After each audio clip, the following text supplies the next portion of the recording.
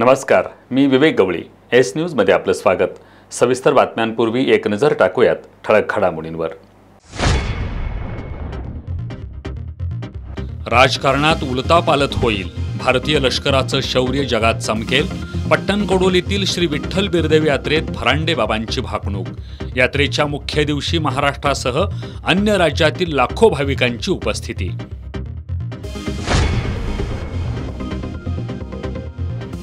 कोल्हापुरात उद्या आणि परवा पाणीबाणी.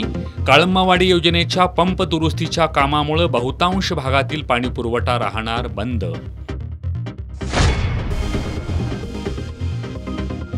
जिल्हा परिषद आणि पंचायत समितीसाठी उद्या सोमवारी होणार आरक्षण सोडत. इच्छुकांसह कार्यकर्त्यांची वाढली उत्सुकता. कोल्हापुरातील डिलिव्हरी बॉयनं मित्राच्या मदतीनं कंपनीला लावला 2 लाखांचा चुना. ऑनलाईन फोनसह महागड्या वस्तू मागवल्या. वस्तू काढून रिकामे बॉक्स पाठवले कंपनीला. शाहूपुरी पोलिसात दोघांवर गुन्हा दाखल.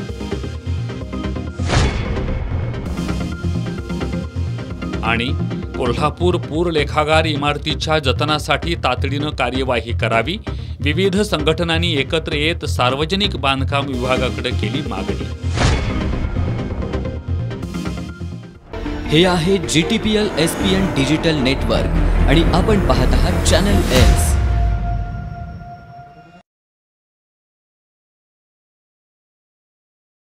सविस्तर बातम्यांमध्ये आपलं पुन्हा एकदा स्वागत. ढोल ताशांच्या गजराबरोबरच खोबरं, लोकर आणि 70 टन भांडाऱ्याची मुक्त उधळण करत महाराष्ट्रासह 5 राज्यात प्रसिद्ध असणाऱ्या हातकणंगले तालुक्यातील पट्टणकोडोलीची श्री विठ्ठल बिरदेव यात्रा आजपासून सुरुवात झाली. राजकारणात गोंधळ होऊन उलथापालथ होईल आणि भगव्याचं राज्य येईल. 7 दिवसात पाऊस पडेल, भारतीय लष्कराचं शौर्य जगात चमकेल, अशी भाकणूक फरांडे बाबांनी यावेळी केली. यात्रेसाठी महाराष्ट्रासह अन्य राज्यातील सुमारे 5 लाखांहून अधिक भाविक दाखल झाले आहेत. महाराष्ट्र, कर्नाटक, आंध्र प्रदेश, गोवा इथल्या लाखो भाविकांचं श्रद्धास्थान असलेल्या पट्टणकोडोली इथल्या श्री विठ्ठल बिरदेव यात्रेच्या आज मुख्य दिवशी सुमारे 5 लाखांहून अधिक भाविकांनी हजेरी लावली होती. आज सकाळी मंदिराचे मानकरी गाव कामगार पाटील, कुलकर्णी, मगदूम, जोशी, चौगुले, गावडे, पुजारी यांनी फरांडे बाबांना आलिंगन देत भेट देऊन मंदिरात येण्याचं निमंत्रण दिलं. मानकरी चौगुले यांनी फरांडे बाबांच्या पायामध्ये वाळा तोडा घातला. यानंतर मानाची तलवार हातात घेऊन फरांडे बाबांनी हेडाम खेळत मंदिरामध्ये प्रवेश केला. यावेळी फरांडे बाबांची भाकणूक ऐकण्यासाठी लाखो भाविक मंदिरात आले होते. राजकारणात गोंधळ होईल, उलथापालथ होईल आणि भगव्याचं राज्य येईल. 7 दिवसात पाऊस पडेल, भारतीय लष्कराचं शौर्य जगात चमकेल, अशी भाकणूक फरांडे बाबांनी यावेळी केली. फरांडे बाबांची भाकणूक होताच भक्तांनी लोकर, खोबरे, खारीक आणि भंडाऱ्याची मोठ्या प्रमाणात मुक्त उधळण केली. यावेळी मानाच्या छत्र्या, ढोल, कैताळ, धनगरी ओव्यांनी परिसरात उत्साहाचं आणि भक्तिमय वातावरण निर्माण केलं होतं. विठ्ठल बिरदेवाच्या नावानं चांगभलच्या गजरानं संपूर्ण परिसर भक्तिमय झाला होता. यात्रा सुरळीत पार पाडावी यासाठी देवस्थान यात्रा कमिटी, ग्रामपंचायत प्रशासन आणि शासकीय यंत्रणेनं नियोजन केलं होतं. पोलिसांनीही चोख बंदोबस्त ठेवला होता.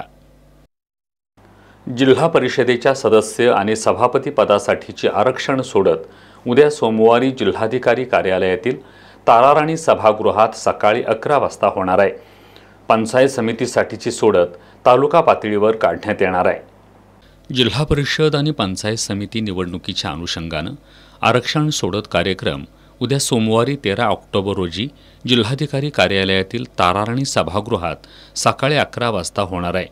पंचायत समिती सदस्य पदासाठीचे आरक्षण सोडत ज्या त्या तालुक्यातील पंचायत समितीच्या ठिकाणी होणार आहे. राज्य निवडणूक आयोगाच्या आदेशानुसार जिल्हा परिषद आणि पंचायत समिती तसंच राज्य शासनाच्या ग्रामविकास विभागाच्या सूचनेनुसार हा आरक्षण सोडत कार्यक्रम राबवला जाणार आहे. हे आरक्षण सोडत 2025च्या नव्या नियमानुसार होणार आहे. शिरोळ तालुक्यातील श्री क्षेत्र नृसिंहवाडीत देवदर्शनासाठी आलेल्या बीड जिल्ह्यातील केज इथल्या अशोक सौदागर या भाविकाचा आज सकाळी कृष्णा नदीपात्रात बुडून मृत्यू झाला. जिल्हा आपत्ती व्यवस्थापनमधील वजीर रेस्क्यू टीमनं 3 तासांच्या प्रयत्नानंतर या भाविकाचा मृतदेह पाण्यातून बाहेर काढला। शिरोळ तालुक्यातील श्री क्षेत्र नृसिंहवाडी इथं श्री दत्त दर्शनासाठी बीड जिल्ह्यातील केजमधील अशोक रामकिशन सौदागर हा युवक मित्रांबरोबर आला होता।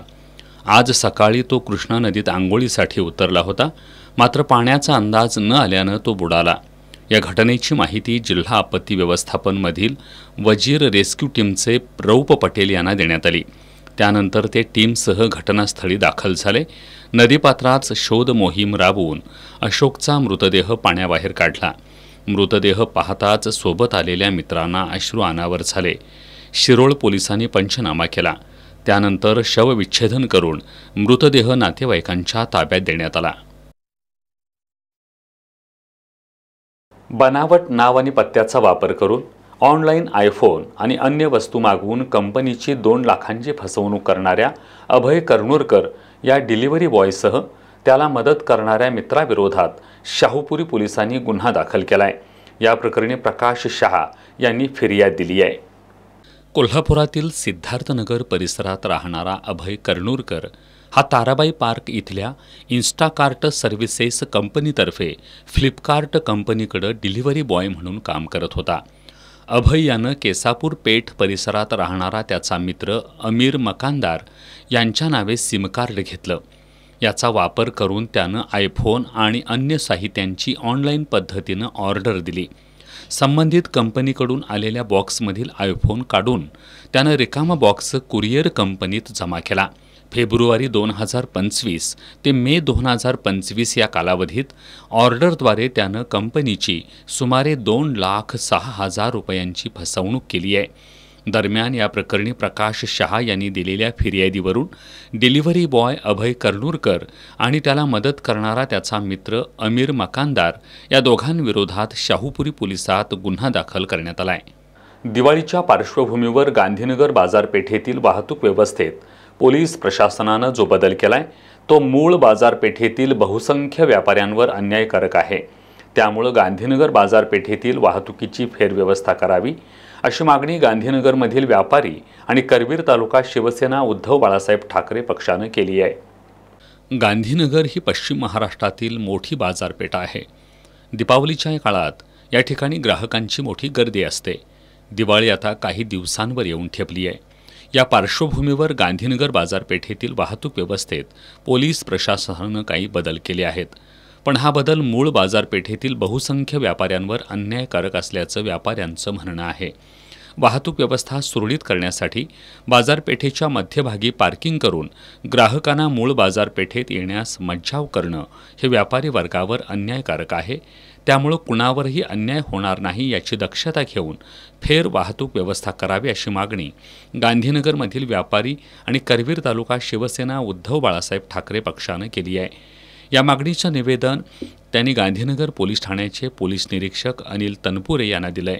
यावेळी उपजिल्हा प्रमुख पोपट दांगट, उपजिल्हा समन्वयक विक्रम चौगुले, युवासेना जिल्हा प्रमुख सुनील चौगुले, युवासेना तालुका प्रमुख योगेश लोहार, किशोर कामरा, दीपक अंकल, विनोद रोहिडा, बाळासाहेब नलावडे, वसंत पवार, कृष्णात हेगडे, सचिन माने, शिवाजी लोहार आदी उपस्थित होते।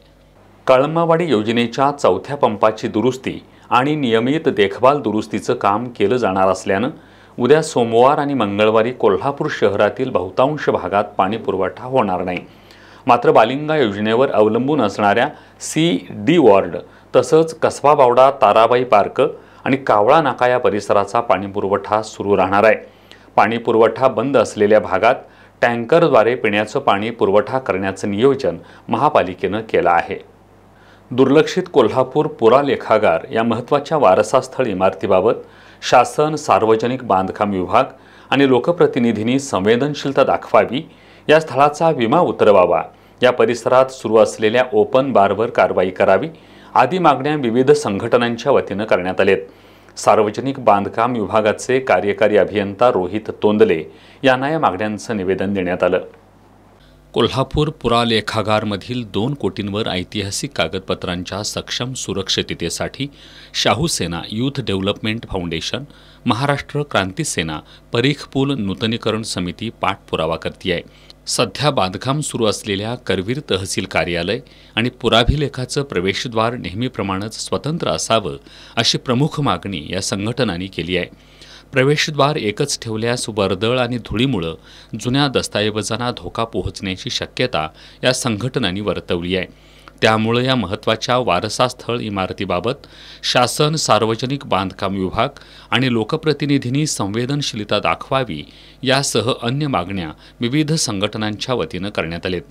सार्वजनिक बांधकाम विभागाचे कार्यकारी अभियंता रोहित तोंदले यांना या मागण्यांचं निवेदन देण्यात आलं. या मागण्यांची दखल घेतली नाही तर दर सोमवारी किंवा मंगळवारी कोल्हापूर पुरालेखागार इथं 12 तासांचं अन्न पाणी त्याग आंदोलन करण्यात येणार असल्याचा इशारा सामाजिक कार्यकर्ते फिरोज शेख यांनी दिलाय. यावेळी वैभवराज राजे भोसले, शुभम शिरहट्टी, राहुल चौधरी, फिरोज शेख, उदय लाड, सचिन पाटील, राजवर्धन यादव, धैर्यशील घाटगे यांच्यासह शाहू सेना, यूथ डेव्हलपमेंट फाउंडेशन, महाराष्ट्र क्रांती सेना, परीखफूल नूतनीकरण समितीचे सदस्य उपस्थित होते. गुजरातमधील गिरनार पर्वतावरील गुरु गोरक्षनाथ मंदिरातील मूर्तीची 5 ऑक्टोबर रोजी पहाटे काही समाजकंटकांनी विटंबना केली आहे. या निषेधार्थ आज कोल्हापुरातील दत्तभक्तांनी विठ्ठल मंदिर ते गोरक्षनाथ मंदिर या मार्गावर निषेध पदयात्रा काढली. गुजरात राज्यातील जुनागडमधील गिरनार पर्वतरांगा या पुरातन काळातील असून पुराणात आणि इतर हिंदू धर्मग्रंथात याची नोंद आहे. या ठिकाणी श्री दत्त महाराजांचं अक्षय निवासस्थान आहे. जगभरातील कोट्यावधी दत्तभक्त या ठिकाणी दर्शनासाठी जात असतात. या पवित्र स्थानी अनादी अनंत काळापासून श्री दत्त महाराज तपस्या करीत होते अशी पुराणात नोंद आहे. भगवान दत्तात्रय आणि नवनाथ यांचं अनादी काळापासून याच गिरनार पर्वतावर वास्तव्य होतं. या ठिकाणी 5 ऑक्टोबरला पहाटेच्या सुमारास काही समाजकंटकांनी गोरक्षनाथ मंदिरातील मूर्तीची विटंबना केली आहे. या पार्श्वभूमीवर आज कोल्हापुरातील दत्तभक्तांनी एकत्र येत मिरजकर तिकटी इथल्या विठ्ठल मंदिरापासून लक्ष्मीपुरी इथल्या गोरक्षनाथ मंदिरापर्यंत निषेध पदयात्रा काढली. या पदयात्रेत स्वरूप मालवणकर, शुभम लोहार, भालचंद्र उकिडवे, दिनेश घबाडे, संतोष घोरपडे, केदार साळुंखे आदी सहभागी झाले होते. पन्हाळा तालुक्यातील पोहाळे इथल्या विठ्ठलाई लेझिम मंडळाच्या वतीनं लेझिम महासंग्राम स्पर्धा आयोजित करण्यात आली होती. या स्पर्धेत तब्बल 16 लेझिम संघांनी सहभाग घेतला होता. जोश, ताल आणि उत्साहानं भरलेली ही स्पर्धा रंगतदार ठरली. पारंपरिक असलेला लेझिम हा खेळ अलीकडे लोप पावत चाललाय. मात्र पन्हाळा तालुक्यातील पोहाळे इथल्या विठ्ठलाई लेझिम मंडळाच्या वतीनं भव्य लेझिम महासंग्राम स्पर्धा आयोजित करण्यात आली.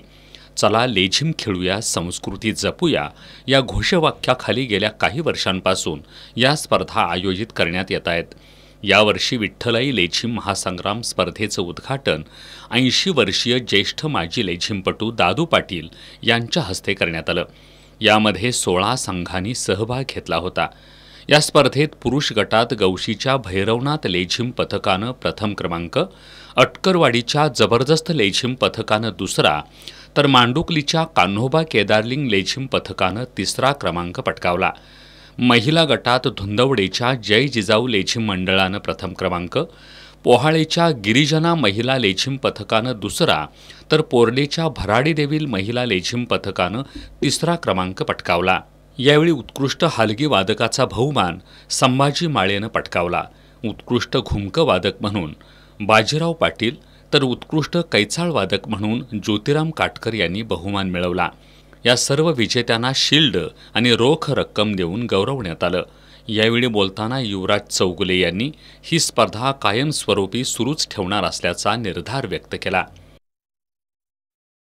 आम्ही विठ्ठलाई लेझिम मंडळ पोहाळे व ग्रामस्थ इथले सगळे पोहाळे ग्रामस्थ यांच्या वतीनं गेली 10 वर्ष आम्ही लेझिम स्पर्धा ही संस्कृती जपण्यासाठी, संस्कृती जपूया लेझिम खेळूया या नावाखाली लेझिम कुंभमेळा म्हणून 2015मध्ये आम्ही भरवलेली स्पर्धा आज 2025मध्ये लेझिम महासंग्रामाच्या रूपानं आपल्यासमोर आम्ही आणत आहे. आणि या आमच्या भागातली पश्चिम पन्हाळा किंवा महाराष्ट्रातली म्हणा एवढी जुनी परंपरा लुप्त पावलेली आम्ही पुन्हा जागृत करून आपल्या सगळ्यांच्या आशीर्वादानं म्हणा किंवा आपल्या सहभागामुळे आता सर्व गावामध्ये आता लेझिम पुन्हा सुरू झालं आहे. सगळीकडं सगळ्या जिल्ह्यामध्ये किंवा महाराष्ट्रामध्ये पुन्हा स्पर्धा सुरू झालेली आहे आणि ही आम्ही आमच्या गावाच्या वतीनं आमच्या मंडळाच्या वतीनं अशी स्पर्धा आम्ही सुरू ठेवत आहे. आणि आम्ही 40 वयापासून 40 म्हणण्यापेक्षा आमच्या मुली ह्या 8 वर्षापासून ते 70 वर्ष कधी आमच्यात शेवटचे जे वयाचे माणूस आहे ते इथंपर्यंत आम्ही या सगळ्याच्या कणी लेझिमची जोपास करत आहे.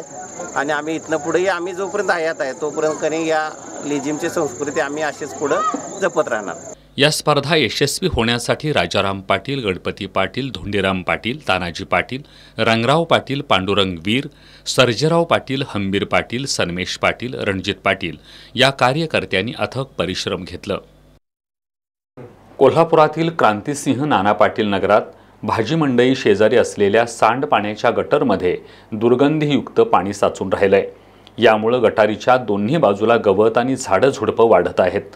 कोल्हापूर महानगरपालिकेच्या आरोग्य विभागाला अनेक वेळा कळवून देखील या ठिकाणी स्वच्छता केली जात नाही. त्यामुळे नागरिकांमधून नाराजी व्यक्त होती आहे.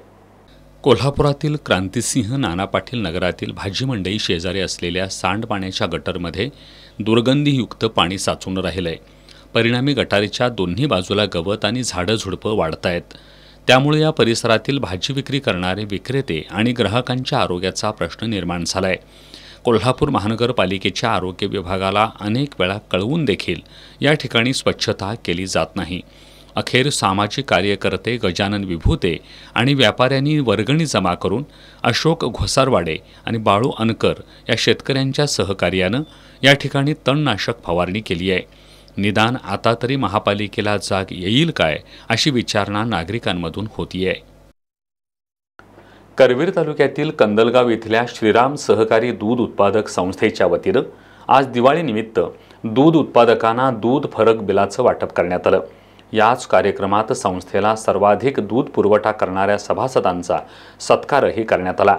यावेळी संस्थेचे सर्व संचालक आणि कर्मचारी तसंच सभासद उपस्थित होते. करवीर तालुक्यातील कंदलगाव इथल्या श्रीराम सहकारी दूध उत्पादक संस्थेत सभासदांना दूध दर फरक वाटप आणि संस्थेला सर्वाधिक दूध पुरवठा करणाऱ्या दूध उत्पादक सभासदांचा सत्कार सोहळा आयोजित करण्यात आला होता. सुरुवातीला संस्थेच्या वतीनं चेअरमन दगडू रणदिवे यांनी सर्व सभासदांचं स्वागत केलं. यानंतर संस्थेचे सचिव गणेश किल्लेदार यांनी संस्थेच्या वार्षिक कामगिरीचा आढावा घेऊन दूध उत्पादक सभासदांचे आभार मानले. यावेळी मान्यवरांच्या हस्ते सभासदांना दूध दर फरक वाटप करण्यात आलं. संस्थेला गेल्या वर्षभरात सर्वाधिक म्हैस दूध पुरवठा करणारे चंद्रकांत रणदिवे, यशवंत पाटील, सदाशिव रणदिवे तसंच गाय दूध पुरवठा करणाऱ्या विश्वास रणदिवे, योगेश पाटील, मारुती रणदिवे यांना रोख रक्कम आणि सन्मानचिन्ह देऊन गौरवण्यात आलं. यावेळी व्हाईस चेअरमन लक्ष्मीबाई जाधव, छाया रणदिवे, श्रीपती खोत, चंद्रकांत रणदिवे, प्रकाश संकपाळ, अंबाजी रणदिवे, विशाल पाटील, संपत गुरव, जमाल कांबळे, मनोहर लोहार यांच्यासह सभासद आणि कर्मचारी उपस्थित होते. अजिंक्य फाउंडेशनच्या पहिल्या वर्धापन दिनानिमित्त 5 दिवसाचा अभ्यास महोत्सव आयोजित करण्यात आलाय. 11 ऑक्टोबर ते 15 ऑक्टोबर या कालावधीत होणाऱ्या या महोत्सवामध्ये प्रत्येक दिवशी 12 तासांचं लेक्चर असा अभ्यासाचा संकल्प करण्यात आलाय. हा महोत्सव निशुल्क असून याचा स्पर्धा परीक्षा देणाऱ्या विद्यार्थ्यांनी लाभ घ्यावा असं आवाहन फाउंडेशनच्या वतीनं करण्यात आलंय. कोल्हापुरातील अजिंक्य फाउंडेशनच्या पहिल्या वर्धापन दिनानिमित्त 5 दिवसाच्या अभ्यास महोत्सवाचं आयोजन करण्यात आलंय. 11 ऑक्टोबर ते 15 ऑक्टोबरपर्यंत सुरू असणाऱ्या या महोत्सवामध्ये विविध मान्यवरांचं मार्गदर्शन लाभणार आहे. या महोत्सवात रोज 12 तास अशा पद्धतीनं अभ्यासाचा संकल्प करण्यात आला आहे. याचं उद्घाटन बांधकाम व्यावसायिक अविनाश जाधव, महेश सूर्यवंशी, विलास इंगळे आणि अजिंक्य फाउंडेशनचे संस्थापक अजिंक्य आपके यांच्या हस्ते करण्यात आलं. उद्घाटनानंतर गेल्या 2 दिवसात शेकडो विद्यार्थ्यांनी या महोत्सवाचा लाभ घेत ज्ञानार्जन केलं. आज अजिंक्य आपके आणि शिवाजी विद्यापीठाचे माजी परीक्षा नियंत्रक BM हिरडेकर यांनी या महोत्सवात मार्गदर्शन केलं. हा महोत्सव निशुल्क असून याचा स्पर्धा परीक्षा देणाऱ्या विद्यार्थ्यांनी लाभ घ्यावा असं आवाहन फाउंडेशनच्या वतीनं करण्यात आलंय. कोल्हापुरातील पोलीस मैदानावर गेल्या 3 दिवसांपासून 51व्या पोलीस क्रीडा स्पर्धा सुरू होत्या. शनिवारी सायंकाळी या स्पर्धेचा बक्षीस वितरण सोहळा पार पडला। या कार्यक्रमाला जीएसटी विभागाचे अतिरिक्त आयुक्त शबरीश पिल्लई यांची प्रमुख उपस्थिती होती। कोल्हापुरातील पोलीस मैदानावर गुरुवारपासून कोल्हापूर पोलीस दलाच्या वतीने आयोजित 51व्या पोलीस क्रीडा स्पर्धा सुरू होत्या। या स्पर्धेत महिला आणि पुरुष विभागात सुरुवातीपासूनच पोलीस मुख्यालय संघानं दबदबा कायम ठेवला होता। पुरुषांच्या संघानं ॲथलेटिक्स चॅम्पियनशिप सोबत फुटबॉल, कबड्डी, खो खो या क्रीडा प्रकारात विजेतेपद पटकावलं, तर महिला ॲथलेटिक्स चॅम्पियनशिपसह बास्केटबॉलमध्ये प्रथम क्रमांक पटकावलाय। शहर उपविभाग पुरुष हॉकी संघानं विजेतेपद पटकावलंय।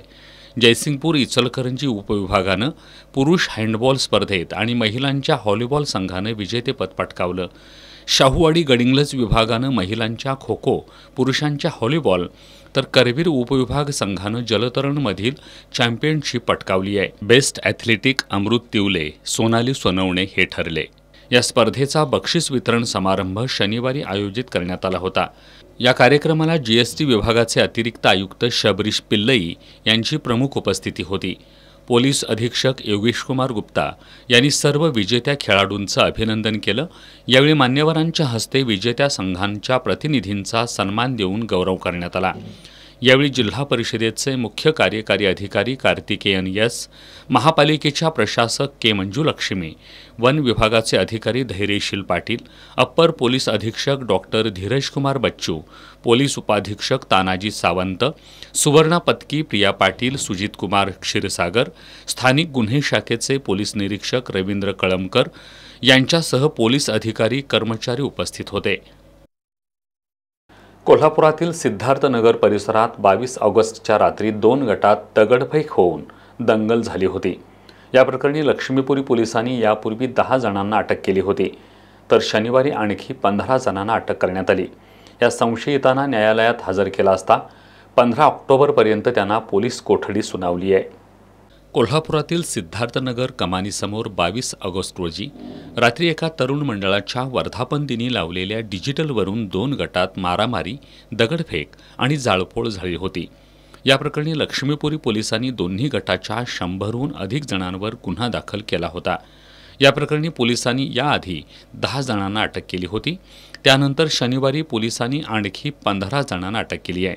शाहरुख शेख, तौसिफ पटवेगार, साहिल पटवेगार, तन्वीर मुजावर, नौशाद मुजावर, अब्दुल रऊफ सिद्दीकी, जरियाफ इनामदार, समीर गॅरेजवाला, अशरफ सिद्दीकी, इजाज शेख, साहिल हकीम, परहाज नायकवडे, चिलाल शेख, आकिब सिद्दीकी, रिजवान पटेकर अशी त्यांची नावं आहेत। या सर्वांना न्यायालयात हजर केला असता न्यायालयानं त्यांना 15 ऑक्टोबरपर्यंत पोलीस कोठडी सुनावली आहे।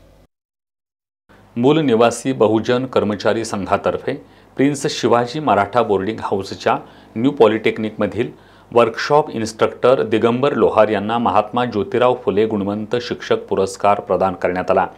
दिगंबर लोहार यांच्या आजपर्यंतच्या शैक्षणिक आणि सामाजिक कार्याची दखल घेऊन त्यांना या पुरस्कारानं सन्मानित करण्यात आलं।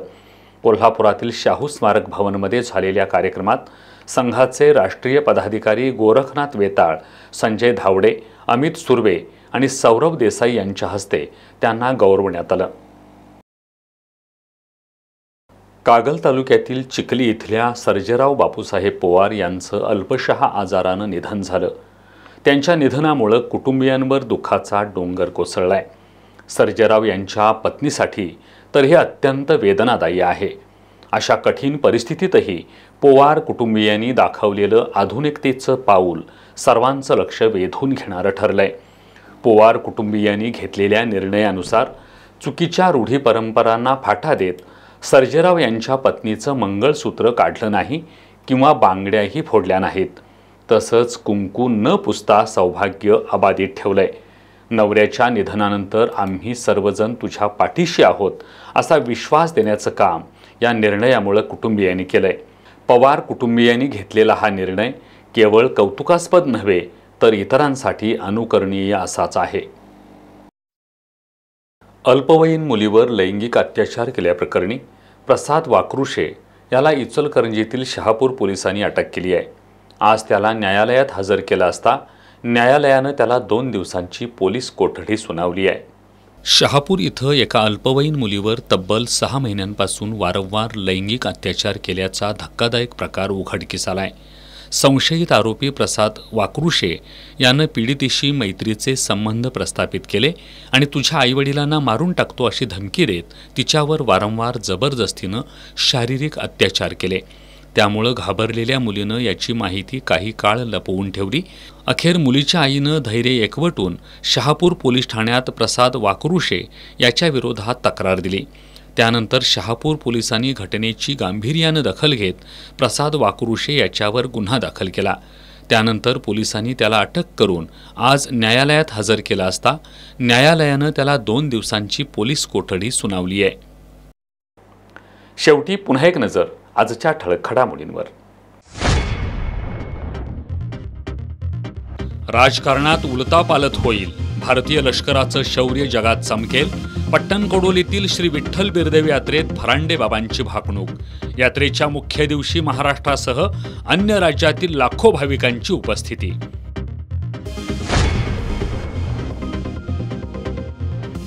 कोल्हापुरात उद्या आणि परवा पाणीबाणी। काळंबावाडी योजनेच्या पंप दुरुस्तीच्या कामामुळे बहुतांश भागातील पाणी पुरवठा राहणार बंद।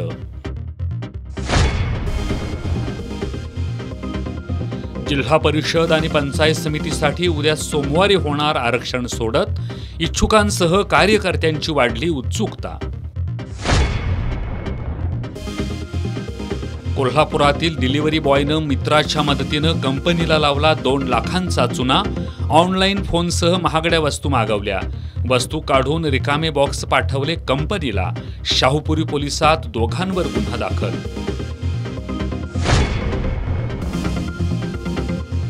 आणि कोल्हापूर पूर लेखागार इमारतीच्या जतनासाठी तातडीनं कार्यवाही करावी। विविध संघटनांनी एकत्र येत सार्वजनिक बांधकाम विभागाकडे केली मागणी।